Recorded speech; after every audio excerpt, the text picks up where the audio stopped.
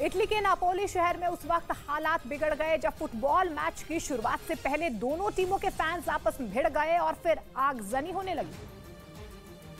मौके पर मौजूद पुलिस लोगों को रोकने की कोशिश करती दिखी, लेकिन आपस में उलझते दिखे दोनों ही टीमों के प्रशंसकों ने पुलिस टीम पर ही हमला कर दिया।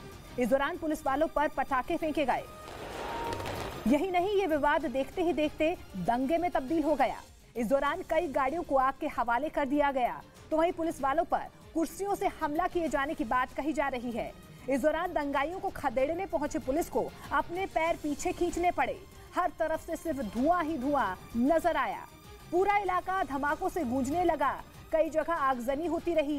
हालात को संभालने के लिए करीब 800 पुलिसकर्मियों को तैनात किया गया, तब जाकर हालात को काबू किया गया। इसके बाद पुलिस ने जलती हुई कार से आग को बुझाया, तो वहीं कई गाड़ियां बुरी तरह से क्षतिग्रस्त नजर आईं।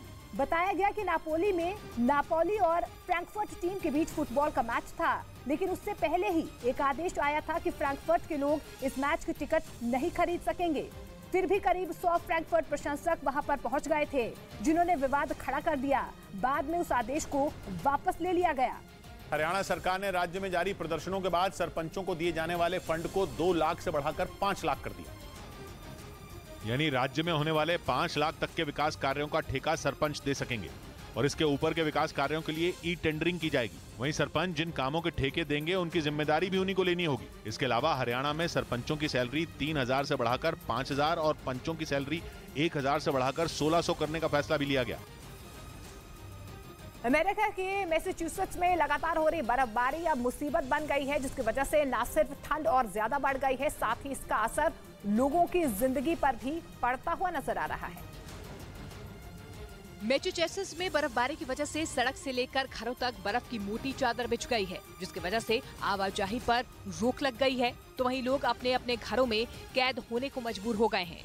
सड़क पर बर्फ जमा होने के बाद जहां एक तरफ प्रशासन की तरफ से मशीनों के जरिए बर्फ हटाई जा रही है, तो वहीं दूसरी तरफ अपने अपने घरों के बाहर जमा बर्फ को हटाने के लोग खुद बाहर आ गए।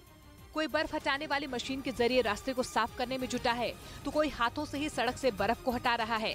लेकिन मैसेच्यूसेट्स में इतनी बर्फबारी हुई है कि लोगों का जीना मुहाल हो गया है। लेकिन मुसीबत यहीं खत्म नहीं हुई है। दरअसल बर्फबारी की वजह से कई फ्लाइट्स रद्द कर दी गई हैं, तो वहीं बर्फबारी को देखते हुए स्कूलों को बंद करने का आदेश दे दिया गया है। और मौसम विभाग के मुताबिक मैसेच्यूसेट्स में अभी भी कुछ दिन और बर्फबारी के आसार नजर आ रहे हैं। नेटो के सदस्य देश स्लोवाकिया ने अपने देश में इटली के एयर डिफेंस सिस्टम लगाने का ऐलान कर दिया। इसका मतलब यह कि वो अपने देश में लगे अमेरिका के एयर डिफेंस सिस्टम पेट्रियट को हटा देगा और उसकी जगह इटली में बने माम्बा एयर डिफेंस सिस्टम का इस्तेमाल करेगा। स्लोवाकिया के रक्षा मंत्रालय ने ऐलान किया कि इसके लिए करीब 150 सैनिकों की तैनाती की जाएगी, जिनके जरिए नेटो अपने सदस्य देश स्लोवाकिया के आसमान की रक्षा करेगा। इससे पहले वहां अमेरिका का शक्तिशाली एयर डिफेंस सिस्टम पैट्रियट तैनात था, जिसे अमेरिका रूस के S-400 के टक्कर का एयर डिफेंस सिस्टम मानता है। यही वजह है कि जंग की शुरुआत से ही ज़ेलेंस्की भी अमेरिका से पेट्रियट की लगातार मांग कर रहे थे, लेकिन यूक्रेन के पड़ोसी देश स्लोवाकिया ने पेट्रियट की जगह इटली के माम्बा एयर डिफेंस सिस्टम की तैनाती का ऐलान कर दिया। ऐसा इसलिए क्योंकि उसे डर सता रहा है कि नेटो का सदस्य होने की वजह से कहीं वो पुतिन का अगला टारगेट न बन जाए। इसलिए स्लोवाकिया अपनी सुरक्षा में कोई कसर नहीं छोड़ना चाहता।